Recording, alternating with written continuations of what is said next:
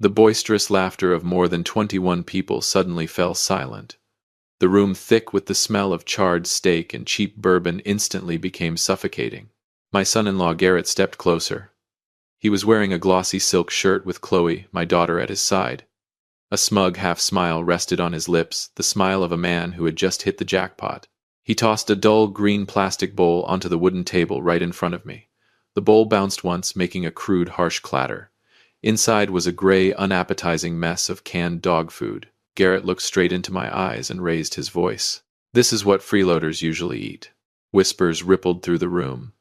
Chloe turned her face away. She did not say a word. She did not look at her father. I looked down at my hands.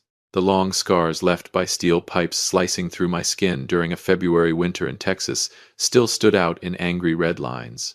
30 years struggling on diesel pipeline construction sites, enduring the bone-deep cold of asphalt, all for this silence from my daughter. I did not argue. I bent down and picked up the plastic bowl with both hands. The movement was slow and quiet, like an ancient stone. Tonight I would swallow this humiliation whole. I stood up and pushed my chair back. The legs scraped across the floor with a painful screech. I glanced at my daughter one more time, then turned and walked away without looking back. Welcome back to Dad's real-life revenge. Grab a glass of water, some snacks, make yourself comfortable, and remember, the people in these stories had every opportunity to do the right thing. They simply chose otherwise. Leave a number 1 in the comments so we can continue the story, and hit subscribe. You're going to enjoy this one. I pushed the door open and stepped outside. Behind me, Garrett's laughter erupted again through the screen door of the house. He was deeply satisfied with successfully humiliating an old man. He thought a retired pipeline industry veteran was finished. I climbed into my old Ford pickup truck. The diesel engine roared to life in the darkness, drowning out the whispers and insults behind me.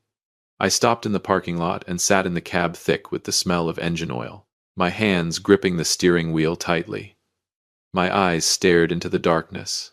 The 5-year plan I had been quietly building from the small house out back was complete. I had endured enough. Garrett did not know one thing. My late wife's old ceramic bowl was still sitting on the desk in the company office, and his place in that house, in that company, was about to go up in flames in a way he could never have imagined. My old Ford Phone 150 started up with a crisp roar. The diesel engine growled like a wounded old beast. Exhaust fumes reeking of oil mixed with the biting cold air of the Texas night. I looked into the rearview mirror. The yellow lights from Garrett's birthday party gradually faded and disappeared behind a bend in the road. I did not cry. Men do not cry because of humiliation. They remember it. I drove toward the small house hidden behind the company's truck yard. This was where I had lived for the past 5 years. 5 years spent stepping into the background to observe. 5 years of handing over the spotlight and the executive chair to my arrogant son-in-law. I walked inside. The air was cold and heavy, with the smell of asphalt clinging to the safety gear hanging in the corner. I sat down in a creaking wooden chair. On the table was an old ceramic bowl with a chip missing from the rim. It was the only keepsake left by my wife. Looking at it, memories of the old days came flooding back like a torrent. Those bone-chilling February winters on construction sites. The wind howled through the gaps in steel pipelines, cold as a razor blade. There were times when my hands bled and stuck to the pipes because of the freezing temperatures. Back then, I thought of only one thing. I had to work. I had to keep those pipelines running across the country so Chloe could afford college, so my daughter would never have to endure hunger or cold. I traded my entire youth and these knuckles twisted by arthritis for her. And now she stood there. She silently watched her husband throw a bowl of dog food in her father's face. Her silence cut deeper into me than the cold steel of February ever could. I raised a swan only to watch it become a cold-blooded accomplice. I switched on the dim desk lamp. The pale yellow light fell across stacks of old files covered in dust. Garrett thought I was old. He thought I was nothing more than an outdated old laborer resigned to living off the scraps he handed out. He forgot that these rough hands built every square foot of that truck yard. This mind calculated every shipment that carried the company through times of crisis. I opened the bottom drawer. An ancient cell phone lay quietly inside. I dialed a number I had memorized 10 years ago. The long, ringing tone echoed through the stillness of the late night. I needed an exact answer from the only person who held the secret to those old provisions. The person on the other end answered. The voice of a stern woman came through. I tightened my grip on the phone, my voice as cold as ice. It was time to pull back the velvet curtain. The voice on the other end of the line belonged to Morgan Vance. She had been my personal attorney for the past 15 years. Morgan never went to sleep before midnight, especially when a major lawsuit was beginning to take shape. I got straight to the point. I need you to review all of Ironclad Freight's incorporation documents. The sound of keys clicking echoed through the phone speaker. The noise was steady and sharp like the ticking of a countdown clock. The silence lasted for a minute. To me, that single minute felt as long as a winter on a pipeline construction site. Morgan cleared her throat. Her voice dropped lower, carrying a sense of astonishment she could not conceal. She said Garrett was a fool. He had become too confident in my generosity. He believed that because I had signed a management authorization 5 years ago, he owned everything. But the reality was the complete opposite. According to the original provisions established by my late wife and me, ultimate ownership had never changed. The management authorization was valid only when I voluntarily stepped away, and it would become immediately void if there were any signs of harm to the founder's reputation or assets. Garrett had never owned a single screw in the company. He merely had a temporary management agreement, an agreement that could be terminated at any time with a single signature from me. I could hear the blood rushing through my veins. The humiliation I had felt earlier was now transforming into a current of steel-hard strength. I looked out the window. The truck yard lay silent beneath the floodlights. The massive tractor trailers rested motionless like great beasts in hibernation. Garrett was sleeping soundly in the big house. He was embracing the dream of ruling a transportation empire he had never built. He thought he had crushed the pride of an old pipeline veteran. I tightened my grip on my wife's chipped ceramic bowl resting on the desk. Tonight my silence was not surrender. It was the stillness before a storm. I spoke to Morgan in the rough voice of a blue-collar worker. Prepare every legal document. We will file them the moment the courthouse opens tomorrow morning. I am taking back what belongs to me, and I am going to show Garrett the price of betrayal. I ended the call. The clock on the wall read exactly 2 o'clock in the morning. I stood up and put my oil-stained safety jacket back on. Then I stepped outside and plunged into the freezing darkness. I knew exactly what I had to do next. There were gate access codes that needed to be changed before the sun had a chance to rise. At exactly 5 o'clock in the morning, Texas had not yet fully awakened. Thick fog blanketed the steel structures of the trucking yard. I stood in front of the main gate as icy wind slipped through the seams of my safety jacket. My hand moved across the electronic security panel. My rough, calloused fingers tapped each command with deliberate precision. The old access code was erased. A new one was entered. The system emitted a sharp click. The massive iron gate slammed shut. From that moment on, Garrett's kingdom had been locked from the outside. At exactly 8:30 that morning, a glossy black luxury sedan glided into the lot and parked beside my old Ford Phone 150. The window lowered. Attorney Morgan Vance sat in the back seat holding a thick stack of documents stamped with the red seal of the county court. I opened the door and climbed inside. The cabin smelled of premium leather and expensive perfume, a complete contrast to the scent of engine oil clinging to my clothes. But we shared the same purpose. I sat silently in the rear seat, my eyes fixed on the entrance to the truck yard. Then Garrett arrived. He drove up in a polished Mercedes, loud music thumping from inside. He stopped in front of the main gate and rolled down the window. Reaching out, he entered the familiar code. A red light flashed. The warning alarm began beeping. Garrett frowned. He entered the code again. Another red light. His hand slammed against the steering wheel. He climbed out of the vehicle, his face flushed with anger. What he did not know was that I was watching him from inside a dark-tinted car 30 yards away. The balance of power had completely shifted. The predator had become the prey. Garrett pulled out his phone. He was about to call someone, but Morgan moved first. She opened the car door and stepped out with the commanding presence of a battlefield general. I followed behind her. My work boots struck the asphalt with authority. Garrett saw me. A sneer crossed his face. He was about to hurl the same insults he had thrown at me the night before. But Morgan raised the court order directly in front of him. He saw the red seal. The smile vanished from his lips. He began to stammer. Morgan did not give him time to recover. She looked straight into Garrett's eyes and spoke in a cold, unwavering voice. Ironclad Freight has officially suspended all of your management authority. Full executive control has been restored to me. But that was not the end of it. Morgan turned toward me, and her expression suddenly darkened. She pulled another document from her briefcase. When she spoke again, her voice was lower, carrying a bitterness that cut through the morning air. During a review of the accounting records for TCR Logistics, a shell company created by Garrett, she had discovered a $60,000 embezzlement scheme. I looked down at the ownership registration documents for that shell company. My vision blurred. My chest felt hollow as if a fatal blade had been driven straight through it. The name signed beside Garrett's was Chloe, my daughter. My own flesh and blood. The elegant handwriting I had spent so much money educating and nurturing had now become a razor-sharp blade driven straight into my chest. $60,000.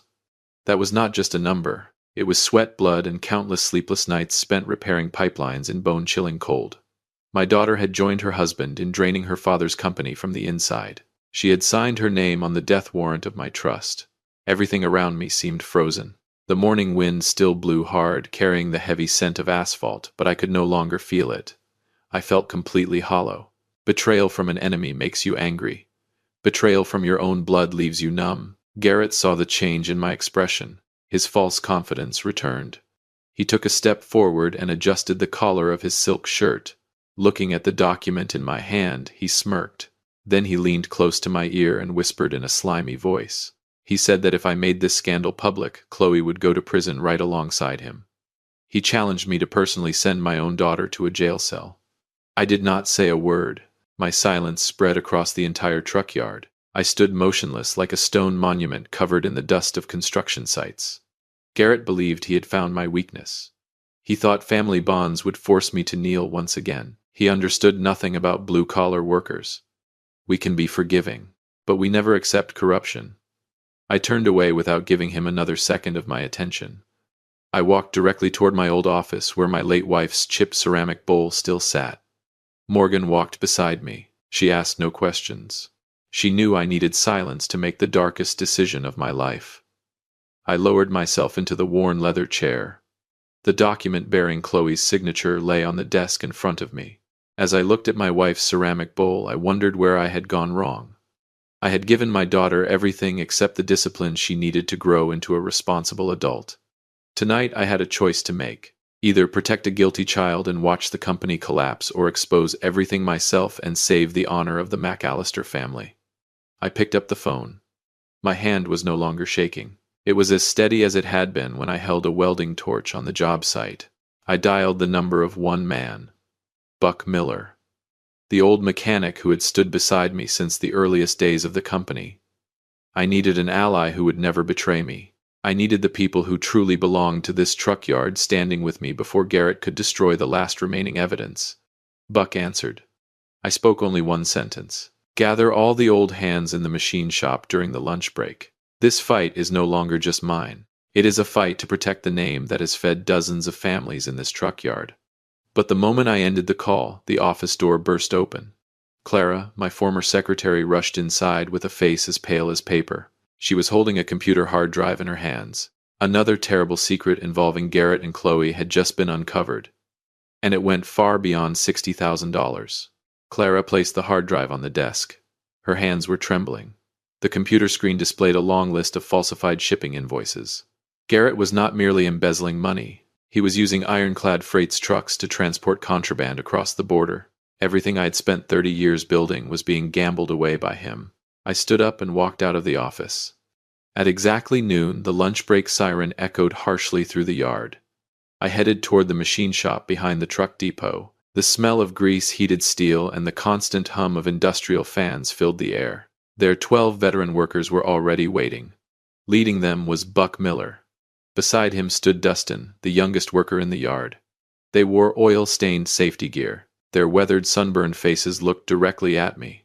Not one of them asked a question. They had already heard the rumors about what had happened that morning. Buck stepped forward.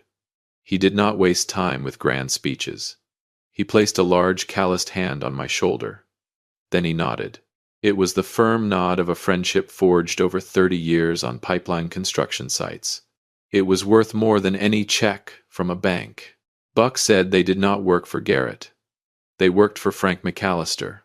If I gave the word, they would not allow a single truck to leave the yard under the authority of my treacherous son-in-law. Dustin stepped forward and handed me an old leather briefcase. Inside were the complete real travel logs Garrett had deliberately erased from the company server. The workers had secretly recorded everything to protect me. The value of the McAllister name on every shipping invoice was the absolute trust of these brothers. Garrett's and Chloe's betrayal had wounded me deeply, but the loyalty of these blue-collar workers lifted me back to my feet. I no longer felt empty. My heart was filled with an iron determination. I knew exactly what had to be done. Justice for a pipeline worker is not found in begging. It is found in fairness and accountability. I picked up the leather briefcase and returned to the main office. Morgan Vance was already waiting with 2 court security officers. We immediately issued an emergency summons for Garrett. He was ordered to appear at the law office at exactly 3 o'clock that afternoon so the matter could be settled once and for all. I knew Garrett would not surrender easily. He was a crafty old fox. He would use Chloe as a human shield to force me to back down, but he did not know that I had already prepared a special surprise beneath the conference room table. At exactly 2:55 in the afternoon, the sound of leather shoes striking the hallway echoed through the building. Garrett walked in wearing an arrogant smile. In his hand was another stack of documents. He looked at me with a defiant stare, completely unaware that his fate had already been sealed by a small device blinking with a green light beneath his feet. Garrett walked into the conference room with the attitude of a man who believed he was in charge. He pulled out the leather chair across from me and sat down, crossing one leg over the other. The arrogant smile on his face was unchanged from that bitter birthday night. He tossed a stack of documents onto the table beside my late wife's chipped ceramic bowl. Garrett looked at me with the tone of someone granting a favor. He said I was old and needed to accept reality. Then he presented a new proposal. I was to transfer all trademark rights to Ironclad Freight into his name. In exchange, he would refrain from suing me for defamation. But he saved his most disgusting threat for last. If I refused, he would immediately begin proceedings to strip me of my legal independence and place me in a nursing facility for people suffering from cognitive decline. He said Chloe would testify that I was no longer mentally competent to manage my own affairs. I sat silently. My hands were folded together on the table. I was not angry. My silence was as cold as a steel bar left in ice.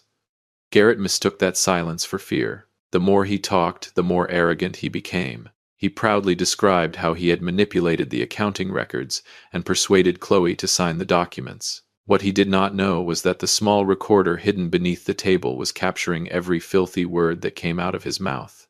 Morgan Vance stood beside me and smiled faintly. Then she pressed a button on the computer.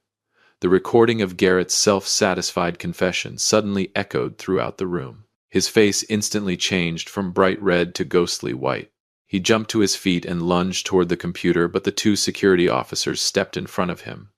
Morgan looked directly into his eyes and delivered her response. Threatening guardianship proceedings for financial gain is elder financial abuse. In Texas, that can cost you 10 years in prison. Garrett collapsed back into his chair. Large beads of sweat rolled down his forehead. He looked at me with the panic of a trapped animal. The evidence of the smuggled shipments, the embezzled money, and now the recorded extortion had sealed every possible escape route. If you've stayed with the story this far, then perhaps you've found it interesting. Please do us a quick favor, like and subscribe. Leave a number 5 in the comments so I know you've made it this far, and tell me how you think the story will end to see if your prediction is right. A lot of people watch without doing that, but it costs you nothing and means a great deal to us. I stood up and walked toward Garrett. Placing both hands on the table, I looked directly into his trembling eyes. Then I spoke in the rough voice of a man who had spent a lifetime on construction sites. Your game is over. At that exact moment, police sirens wailed from the entrance of the truck yard. Red and blue lights flashed through the office windows, casting their glow across Garrett's pale face. But when I looked toward the door, I saw a familiar figure stepping out of the vehicle behind the police cruiser. And for the first time that day, my heart stopped cold. The office door opened. 2 police officers stepped inside and escorted Garrett away. The sharp, metallic click of handcuffs locking around his wrists echoed through the room, cold and final. Gone was the arrogance he had displayed at that birthday party. His head hung low as he stumbled forward. The sound of his leather shoes faded down the hallway until it disappeared completely into silence. The villain had fallen. I turned and looked out the window. Chloe stood beside a patrol car in the yard below. The steel handcuffs around her wrists gleamed beneath the floodlights. She looked up toward my office window. Her eyes were swollen from crying, filled with fear and regret. But I did not go down to see her. I turned away. For a father, watching his child being led away is a pain that cuts to the bone. But for a business owner, justice must be applied fairly. I left the office building and walked into the truck yard. At exactly 5:30 in the evening, the tractor trailers were returning after a long day on the road. Diesel engines rumbled across the lot. Exhaust fumes mixed with the smell of asphalt, creating an atmosphere that felt deeply familiar. This was my world. This was where I belonged. I walked toward the corner of the yard where my old truck was parked. Dustin was sitting on the step of an 18-wheeler holding 2 paper cups of coffee from a convenience store. When he saw me, he stood up and handed one to me. I accepted it. The coffee was black, terrible, and already cold, carrying the dust of the worksite with it. I took a sip. The bitter taste spread through my throat, much like the taste of my life at that moment. I looked at Dustin. Then I looked toward Buck Miller, who was inspecting tires in the distance. These old workers had stood beside me through the storm. They had protected the honor of ironclad freight when my own daughter had betrayed it. I leaned against the side of my truck, feeling the cold, rough steel through my work jacket. Garrett would face 10 years in prison for extortion and elder financial abuse. Chloe would face civil actions connected to the shell company. Legally, everything had been resolved, but there is no statute, no contract, and no court order capable of healing a wound inside a father's heart. Rain began to fall. The first cold drops struck the asphalt, releasing the rich scent of wet earth. Dustin excused himself to secure equipment before the heavy storm arrived. I remained alone as darkness settled over the yard. Thunder rolled across the horizon. I was about to climb into my truck cab to escape the rain when a taxi drove through the gate. The vehicle stopped directly in front of me. The door opened. A figure stepped out into the pouring rain without an umbrella. The person was neither a lawyer nor a police officer. It was someone I had believed would never have the courage to return to this place again. The February rain poured down harder and harder across the truck yard. Water washed over the asphalt, carrying away the black stains of oil and grease. Beneath the fading headlights of the taxi, Chloe stepped out. She had no umbrella. The expensive silk outfit she had worn to the birthday party the night before was now soaked through, clinging to her body. She stood there, trembling in the icy Texas rain. After posting bail and securing her release while awaiting trial, the first thing she did was come here. She walked toward me, one cautious step at a time, like a lost animal afraid of being chased away. Her designer heels splashed through dirty puddles stained with coal dust from the yard. I remained standing beside my Ford Phone 150. I did not open the truck door. I did not step out of the rain. I let the freezing water run down my weathered face. I looked at her with the empty eyes of a man who had watched too many things he built collapse into ruins. Chloe stopped 3 steps away. She looked at me as tears mixed with rainwater streamed down her cheeks. Then she dropped to her knees on the cold asphalt at my feet. The same hands that had signed documents connected to the stolen $60,000 now clung desperately to the filthy leg of her father's work pants. She broke into sobs. Her voice came out fractured and trembling beneath the roar of the rain. She said she had been wrong. She said Garrett's promises of wealth and high society had blinded her. She wanted to apologize. She wanted to return to this truck yard. She wanted to learn everything again from the beginning, even if that meant starting with the smallest jobs as an apprentice worker. I looked down at my only daughter. My heart tightened like a steel vise, crushing it from both sides. I could punish Garrett without hesitation. But standing before me was my own blood, the little girl I had once carried through snowy winters at construction sites. I thought of my late wife. Chloe looked up at me with red, swollen eyes and pleaded. Between sobs, she whispered, "Mom used to bring your lunch every Friday." "I'm sorry, Dad." Those words touched the most sacred corner of my memory. For a moment, I could almost see my wife's chipped ceramic bowl sitting before me. Part of my anger softened. But the discipline of a blue-collar man would not allow me to surrender to emotion so easily. Betrayal takes time to wash away. I accepted her apology. But trust once shattered cannot be repaired by a single storm. I bent down and gripped her trembling shoulders. Then I pulled her to her feet. I did not embrace her. Instead, I opened the truck door and guided her into the cab so she could escape the bitter cold. My voice was rough and firm. Tomorrow morning at 6 o'clock you report to the machine shop. You'll work alongside Buck Miller. You'll earn back every dollar you owe this company with your own hands. I closed the cab door. Then I turned and walked away through the rain toward the office to gather the last things I needed for the night. But the moment I pushed open the office door, I froze. Something was wrong. On the familiar wooden desk, my wife's chipped ceramic bowl was gone. In its place sat a bright red box. It rested silently beneath the dim glow of the desk lamp. I walked quickly to the desk. The box sat silently beneath the pale yellow light. I opened it. Inside was not another scheme. It was my wife's chipped ceramic bowl. Beside it lay a small note from Buck Miller. He had taken the bowl away to clean off the years of dust and grime collected from construction sites. I picked up the ceramic bowl with both hands. The surface was smooth except for the rough, chipped edge that felt cool against my fingers. This bowl had stayed with my wife and me through our poorest years. Back then, all we owned was an old truck and big dreams built along the oil pipelines of Texas. My wife always said that a worker's pride was something that should never be sold cheaply. Tonight, I had reclaimed that pride. Garrett had paid the price from behind bars. Chloe was sitting in my truck preparing to face long days of hard labor to earn forgiveness. Ironclad freight had returned to its proper course. The 18-wheelers would once again roll across the highways under the respected McAllister name. I placed the ceramic bowl back in its rightful place at the center of my desk. Then I looked out the window. The storm had mostly passed. Only a few drops continued to fall from the roof of the machine shop. The truck yard now felt strangely peaceful. My story is not a story about blind revenge. It is a lesson about perseverance and self-respect among blue-collar workers. Life may throw its cruelest humiliations directly into your face just as Garrett threw that bowl of dog food at me. But it is your response that defines who you are. Never kneel before injustice, even when it comes from those you love most. Remain patient, build your strength, and let justice be carried out through decisive action. I switched off the desk lamp.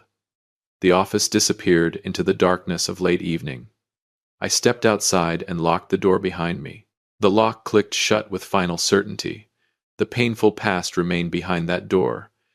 Thank you for staying with Dad's real-life revenge until the end of this story. Join our community by liking and subscribing to see more powerful and dramatic family-centered stories. And as always, thank you for being part of this space.